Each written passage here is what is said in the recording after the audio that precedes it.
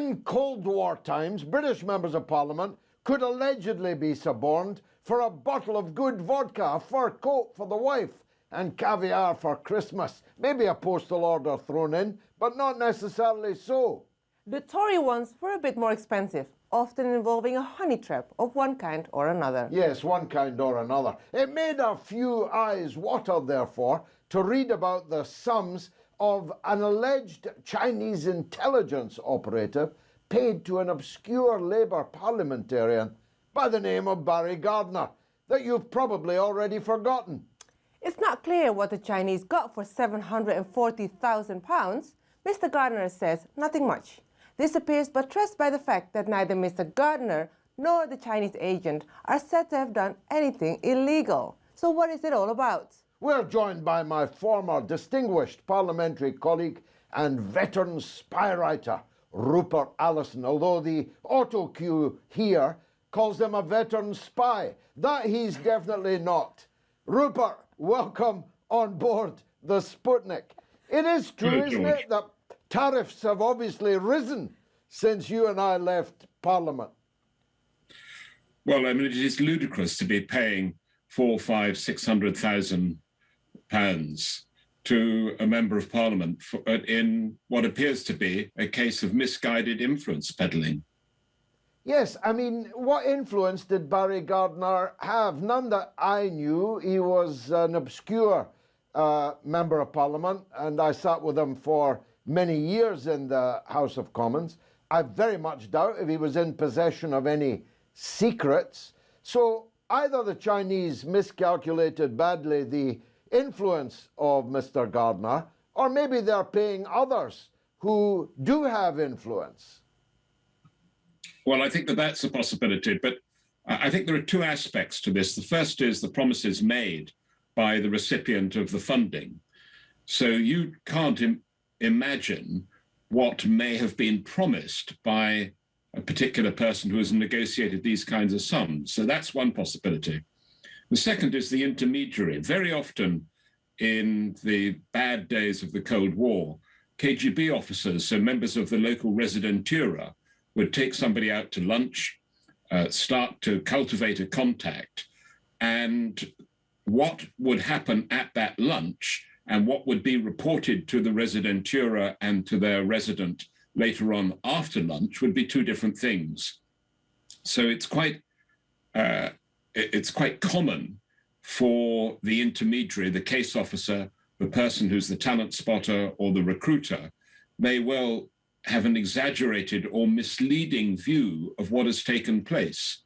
And they will submit a report, plus presumably their expenses, later that afternoon to their resident. I know the Lib Dems were also donated, albeit a very small amount, but it was also targeted towards the nuclear industry, basically, because they were both shadow ministers of that sector. Has that got something to do with it? Very much shadow, though. Yes, emphasis on shadow. I mean, there's shadows and shadows. Both Ed Davey and Barry Gardiner were the very epitome of the word shadow.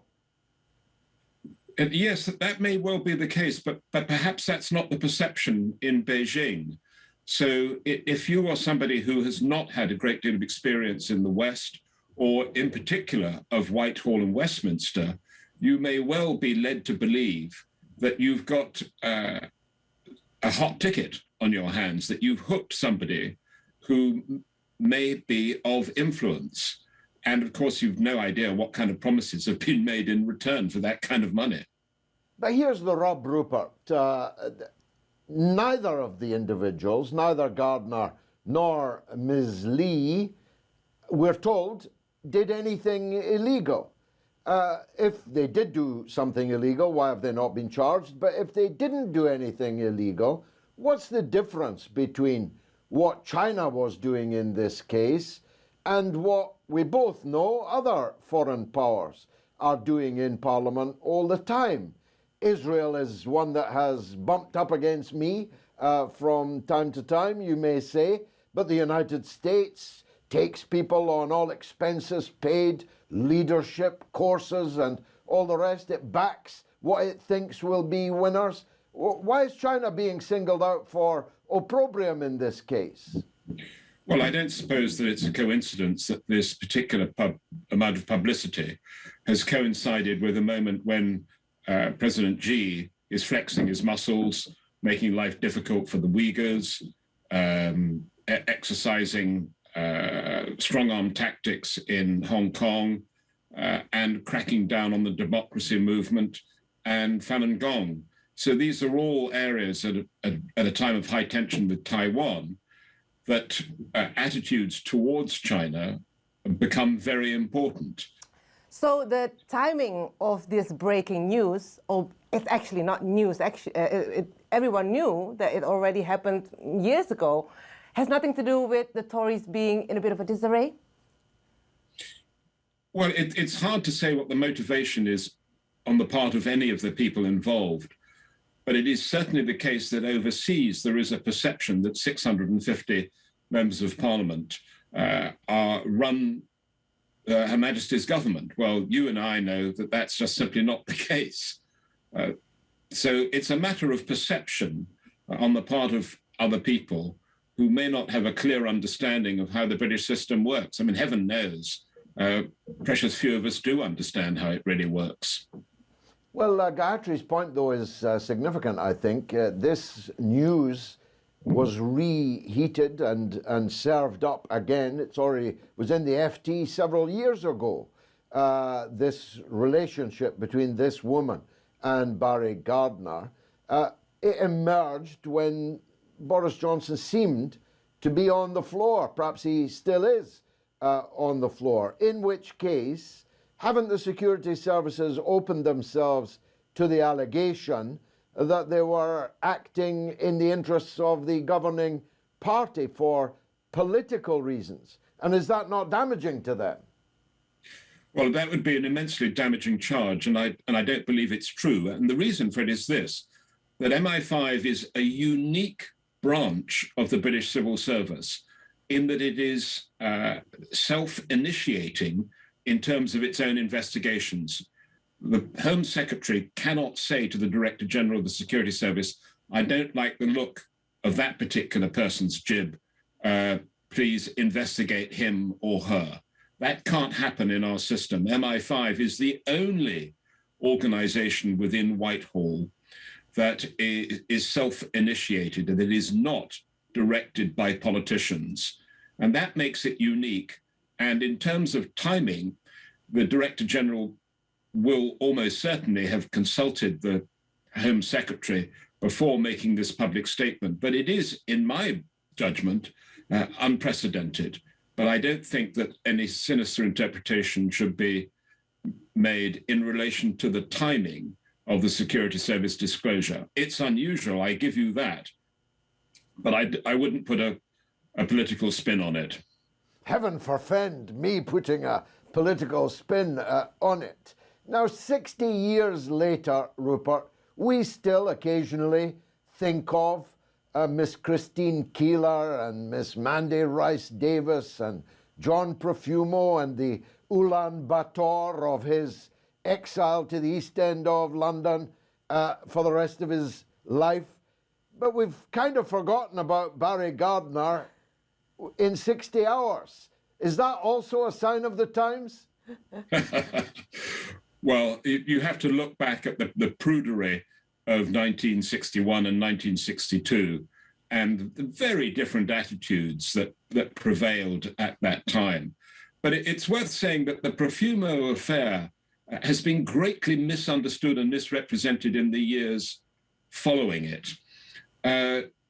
Jack Profumo had a relationship with Christine Keeler that lasted 5 weeks.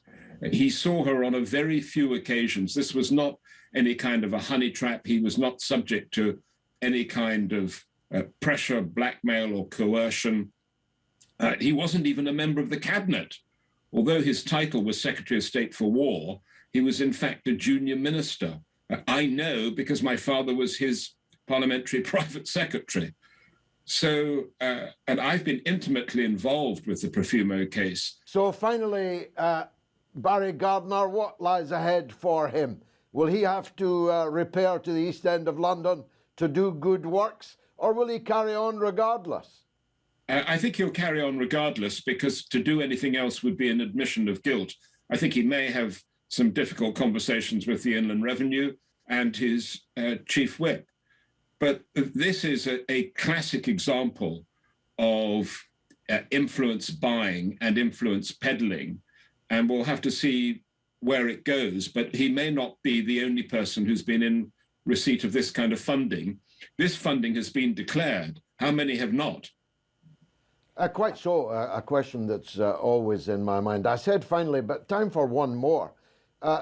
Don't the House authorities have a duty now to act on the I mean, this money was spent on staff.